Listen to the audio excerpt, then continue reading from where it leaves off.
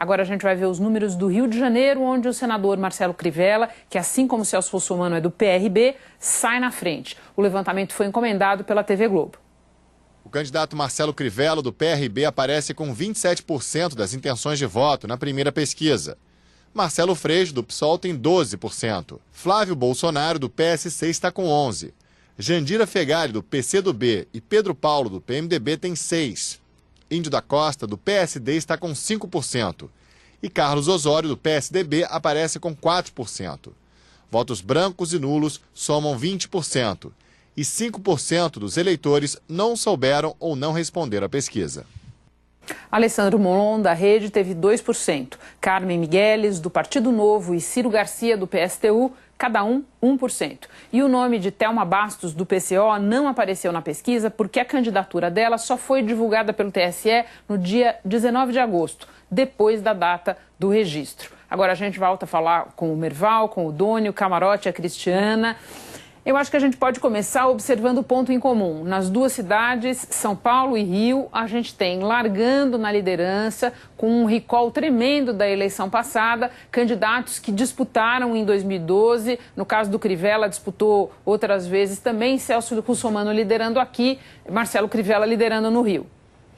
É a mesma coisa, acontece nos dois estados, né?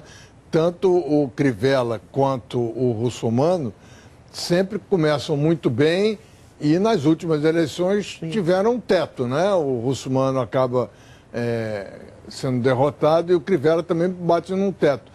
Tem que ver agora se eles conseguiram ampliar essa votação deles das últimas eleições, né?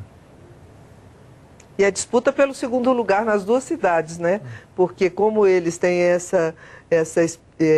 esse histórico de perder no segundo turno, em São Paulo uma disputa ferrenha ali pela segunda vaga, que hoje está com a Marta, e no Rio uma disputa entre o Freixo e o Bolsonaro, quer dizer, dois antagônicos. E vamos ver como ficam os afiliados, né?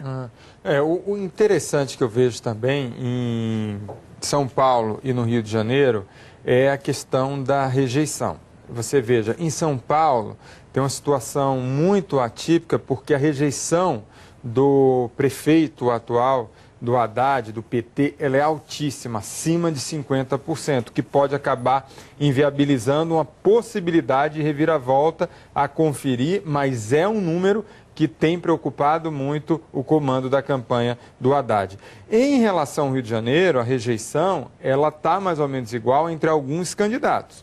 Entre o Crivella, que está ali na faixa dos 35%, seguido da Jandira Fegali, que é do PCdoB com apoio do PT, e do Pedro Paulo, que é o candidato do PMDB, que é apoiado pelo prefeito Eduardo Paes, e o grande desafio do prefeito Eduardo Paes é, depois desse legado olímpico, tentar colocar o candidato dele. Né? Exatamente. Os padrinhos até agora não funcionaram muito. O problema vai ser ver como as máquinas municipais vão funcionar, né? O Haddad tem a prefeitura e uma máquina para ir adiante, embora muito prejudicado pelo PT, né? E pela rejeição a ele. E o Pedro Paulo também tem uma máquina muito forte, reforçada pelo êxito da Olimpíada, mas carrega esse estigma de ter sido acusado de bater na ex-mulher e tal.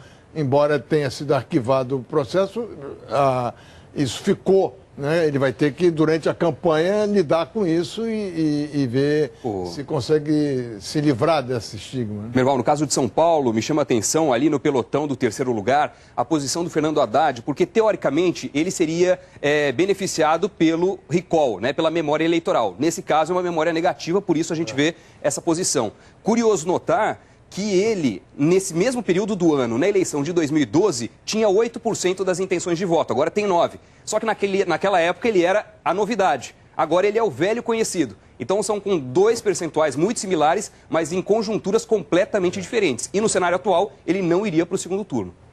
O Fernando Haddad, E o Dória é o único do pelotão, viu, Renata? O Dória é o único desse pelotão de 9 pontos aí que não tem recall. Então é um mérito para ele, só um registro.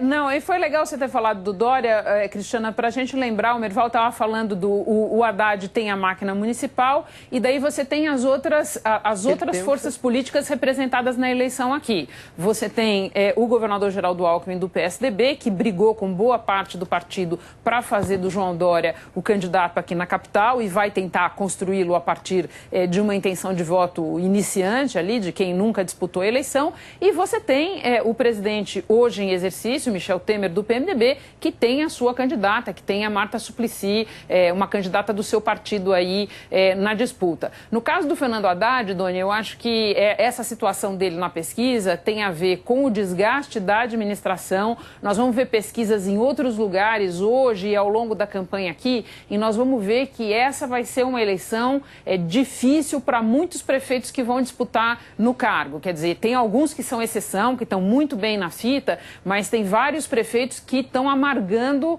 o ônus de um período que não foi bom para a administração, em que as pessoas não tinham dinheiro, em que a administração não tinha recursos, e no caso do Haddad, Doni, como você bem lembrou, somado aí ao desgaste do PT. Mas enfim, a gente está só começando, esse é o primeiro retrato, não vai faltar pesquisa para a gente discutir aqui no Jornal das 10 nas próximas semanas.